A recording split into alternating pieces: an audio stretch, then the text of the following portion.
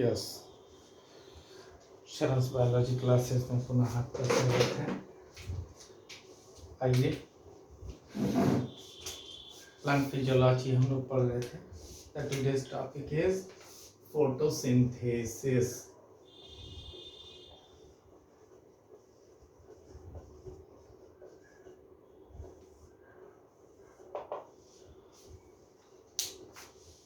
Six class से ही पढ़ते आ रहे होंगे, लेकिन अब काफ़ी डिटेल से हम लोग पढ़ेंगे। बात समझिए। कहते हैं द मैन्युफैक्चर ऑफ फूड, भोजन निर्माण की क्रिया किसके द्वारा पाई? क्लोरोफिलोज सेल्स, वैसा सेल जिसमें क्लोरोफिल प्रेजेंट है, उसके द्वारा भोजन निर्माण की क्रिया किसकी उपस्थिति में? In presence of sunlight, sunlight की उपस्थिति में, and with the help of CO2 and H2O, carbon dioxide और वाटर की सहायता से। क्लियर कि सनलाइट की उपस्थिति में कार्बन डाइऑक्साइड तथा वाटर की सहायता से क्लोरोफिल युक्त जो सेल्स हैं उसके द्वारा पौधों में भोजन निर्माण की क्रिया को हम लोग कह देते हैं क्या? फोटोसिंथेसिस। और फोटोसिंथेसिस को हम लोग एक इक्वेशन द्वारा डिनोट करते हैं, that is 6CO2 plus 12H2O। यहाँ प्रेजेंस होगा क्या? सनलाइट, और प्रेजेंट होगा क्या? क्लोरोफिल।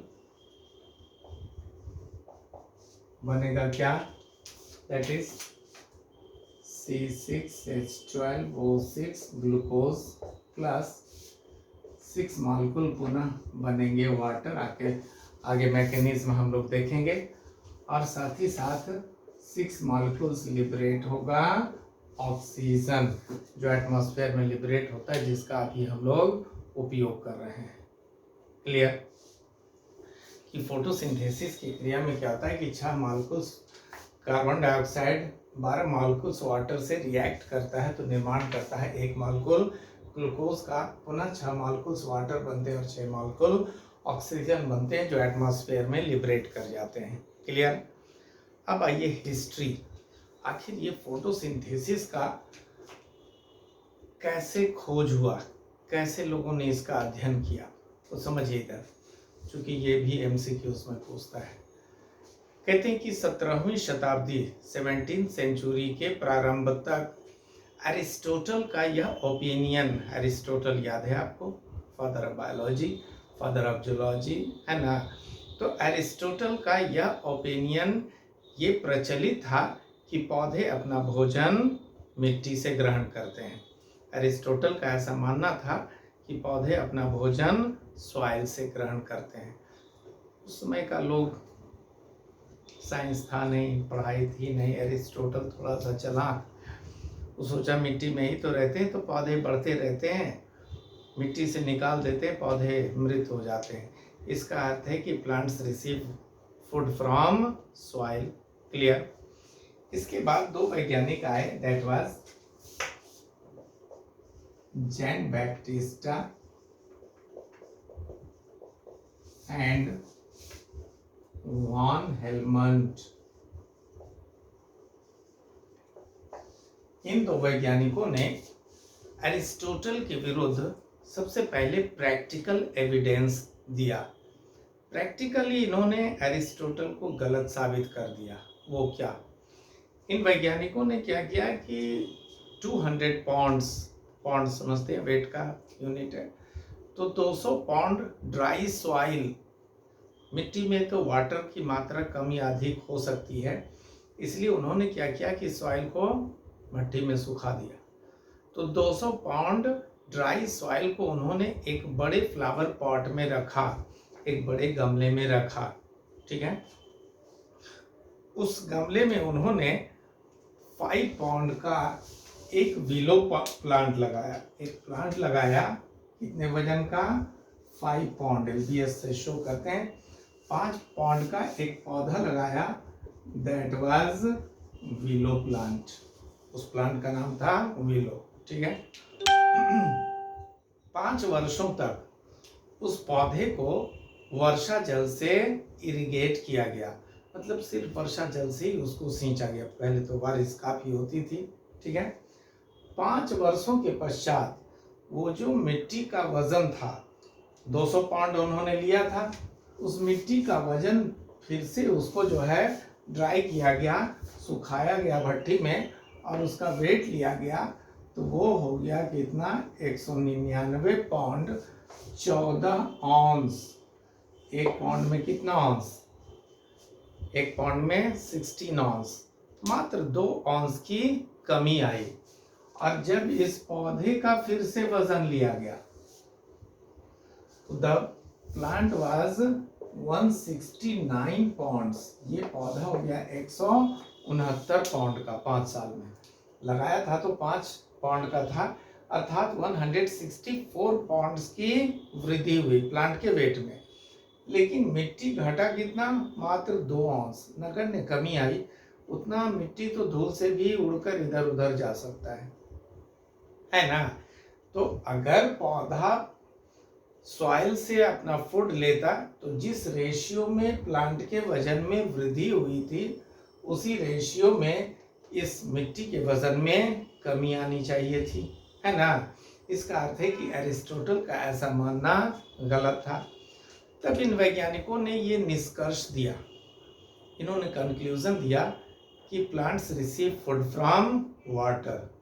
थोड़ा चालाक निकले, सोचा कि बाहर से पानी ही तो गया, इसका अर्थ है कि पौधा अपना भोजन ग्रहण करता है वाटर से। क्लियर? इसके बाद आपने सुना होगा एक नाम प्रिस्टले। प्रिस्टले नामक वैज्ञानिक ने बताया कि पौधों में ये शक्ति होती है कि वो दूषित वायु को, फॉल एयर, दूषित वायु को शुद्ध कर सकते हैं। हम लोग बचपन में पढ़ना था एक प्रैक्टिकल। प्रिस्टले ने क्या किया था कि एक कैंडल को बेल जार से ढक दिया था, कैंडल बुझ गया, या एक चूहे को ढक दिया था, चूहा मर गया। एक प्लांट को सिर्फ ढका तो प्लांट भी मर गया, और चूहा और प्लांट को दोनों को ढक दिया था एक साथ तो दोनों ही जीवित रह गए थे, है ना। तो देन प्रिस्टले ने ये कंक्लूड किया, उन्होंने ये निष्कर्ष दिया कि पौधों में ही ये शक्ति होती है कि वो दूषित वायु को शुद्ध कर सकते हैं, ठीक है। इसके बाद एक वैज्ञानिक आए, दैट वाज सर इंजनहाउस नामक वैज्ञानिक ने बताया कि पौधों के केवल हरे भागों में ही यह शक्ति होती है कि वह दूषित वायु को शुद्ध कर सकते हैं, ठीक है। प्रिस्टले ने कहा था कि पौधों में यह शक्ति है, इंजनहाउस ने कहा कि नहीं, पौधों के केवल ग्रीन पार्ट्स में ही ये शक्ति है कि वो फॉल एयर को, दूषित वायु को शुद्ध कर सकते हैं। साथ ही साथ उन्होंने यह भी बताया कि ये जो शुद्धिकरण की क्रिया होती है वो सनलाइट की उपस्थिति में होती है। एक साल ये क्वेश्चन आया था कि किसने बताया था कि sunlight is essential for photosynthesis, है ना। तो इंजनहाउस ने बताया कि ग्रीन पार्ट्स द्वारा होता है। साथ ही साथ उन्होंने यह भी बताया कि यह शुद्धिकरण की क्रिया जो है वो हमेशा सनलाइट की उपस्थिति में होती है। क्लियर? इसके बाद एक वैज्ञानिक आए, दैट वाज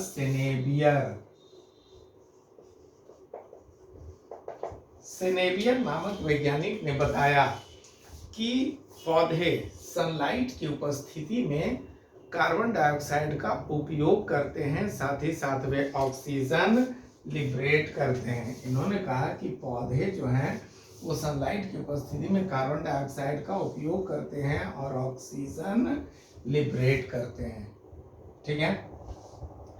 इसके बाद एक वैज्ञानिक आए, दैट वाज डी साउसर नामक वैज्ञानिक। देखिए कैसे क्रमिक विकास हुआ फोटोसिंथेसिस के अध्ययन का। डी साउसर नामक वैज्ञानिक ने बताया कि प्लांट्स सनलाइट की उपस्थिति में जितने मॉलिक्यूल्स कार्बन डाइऑक्साइड का उपयोग करते हैं वे उतने ही मॉलिक्यूल्स ऑक्सीजन लिबरेट करते हैं, ठीक है। कि साउसर नामक वैज्ञानिक ने बताया कि प्लांट्स, ग्रीन प्लांट्स जो हैं सनलाइट की उपस्थिति में जितने मॉलिक्यूल्स कार्बन डाइऑक्साइड का यूज करते हैं उतने ही मॉलिक्यूल्स वे ऑक्सीजन की लिबरेट करते हैं। साथ ही साथ उन्होंने यह भी बताया कि इस क्रिया में पौधे जो है वो वाटर का यूज करते हैं, जल का उपयोग करते हैं। क्लियर?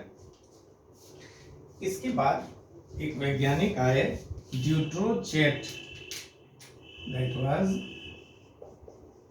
ड्यूट्रोचेट नामक वैज्ञानिक ने डिमॉन्स्ट्रेट करके ये बताया, उन्होंने प्रदर्शित कर दिया कि the chlorophyll is essential for photosynthesis. उन्होंने प्रैक्टिकल के आधार पर यह प्रदर्शित किया, लोगों को दिखाया कि फोटोसिंथेसिस के लिए जो है वो क्लोरोफिल आवश्यक है। क्लियर? इसके बाद एक वैज्ञानिक आए, दैट वाज मेयर।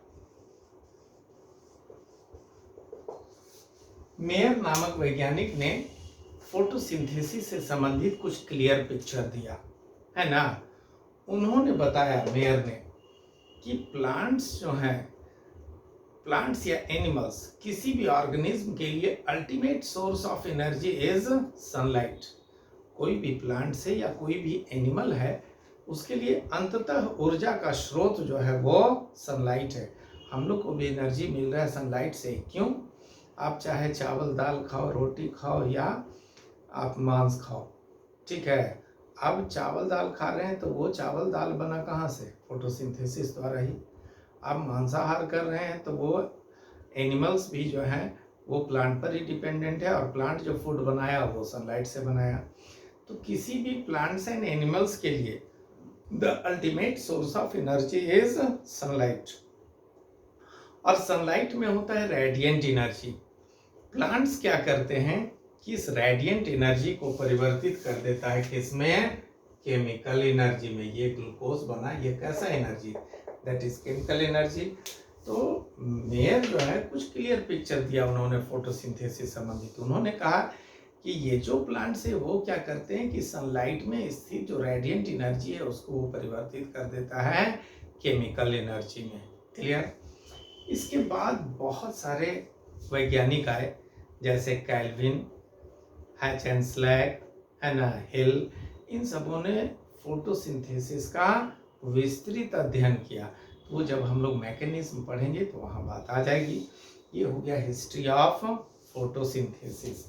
अब आ जाइए photosynthetic unit, sorry photosynthetic unit बाद में आएंगे। Photosynthetic pigments, photosynthetic pigments. Pigment तो समझते हैं कलर बॉडी, जैसे ग्रीन पिगमेंट है क्लोरोफिल, है ना। तो वह कौन सा पिगमेंट है जो फोटोसिंथेसिस की क्रिया में भाग लेता है? कहते हैं कि फोटोसिंथेटिक पिगमेंट होता है दो प्रकारों का। एक को कह देते हैं क्लोरोफिल और दूसरे को कह देते हैं कैरोटीनॉइड, ठीक है। आर्नॉन नामक वैज्ञानिक थे, उन्होंने 9 विभिन्न प्रकारों के क्लोरोफिल मॉलिक्यूल्स का पहचान किया। That is chlorophyll A, chlorophyll को शॉर्ट में CHL लिखते हैं, chlorophyll A, chlorophyll B, C, D, chlorophyll E, bacterio chlorophyll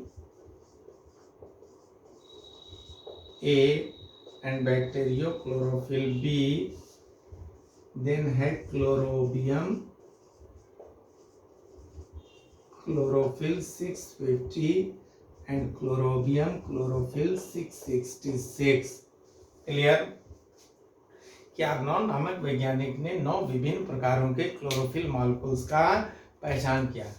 इसमें से मुख्यतः क्लोरोफिल ए एंड बी जो है वो ग्रीन प्लांट्स में एबंडेंटली, प्रचुरता में पाए जाते हैं। इसलिए 2 का आप मॉलिक्यूलर फार्मूला याद रखिएगा, रिपीटेड क्वेश्चन है। क्लोरोफिल ए का होता है C55H72, 72 है, O5N4Mg, और क्लोरोफिल बी का होता है C55H70, O6N4Mg। क्लियर? तो 9 प्रकारों के क्लोरोफिल मॉलिक्यूल्स होते हैं, उसमें chlorophyll A and chlorophyll B जो है वो एबंडेंटली, पर्याप्त मात्रा में, प्रचुर मात्रा में ग्रीन प्लांट्स में प्रेजेंट है। ठीक है, ये क्लोरोफिल मॉलिक्यूल जो है वो ब्लू एंड रेड लाइट को एब्सॉर्ब करते हैं, जबकि ग्रीन लाइट को रिफ्लेक्ट कर देता है। आगे मैकेनिज्म में पढ़ेंगे, क्योंकि फोटोसिंथेसिस की क्रिया मैक्सिमम होती है red light followed by blue light, तो हम लोग देखेंगे। तो इसीलिए कहते हैं कि यह chlorophyll molecule red and blue light को एब्सॉर्ब कर लेता है, जबकि ग्रीन लाइट को रिफ्लेक्ट कर देता है। इसीलिए तो उसका कलर हम लोगों को ये ग्रीन नजर आता है। दूसरा आ जाइए कैरोटीनॉइड। कैरोटीनॉइड कहते हैं कि इस प्रकार का photosynthetic pigment yellow orange coloured होता है, पीले नारंगी रंग का, जो ब्लू वायलेट रेंज के लाइट को एब्सॉर्ब करता है। ब्लू से वायलेट के बीच जो भी वेवलेंथ की लाइट है उसको ये एब्सॉर्ब करता है। ठीक है, ये कैरोटीनॉइड भी होते हैं 2 प्रकारों के। एक को हम लोग कह देते हैं कैरोटीन, जो कि होता है ऑरेंज कलर्ड। अगर मॉलिक्यूलर फार्मूला लिखेंगे तो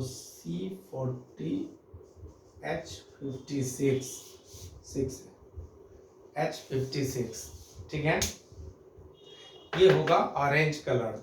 और दूसरे को हम लोग कह देते हैं ज़ैंथोफिल, ये होगा येलो कलर्ड, पीले रंग का।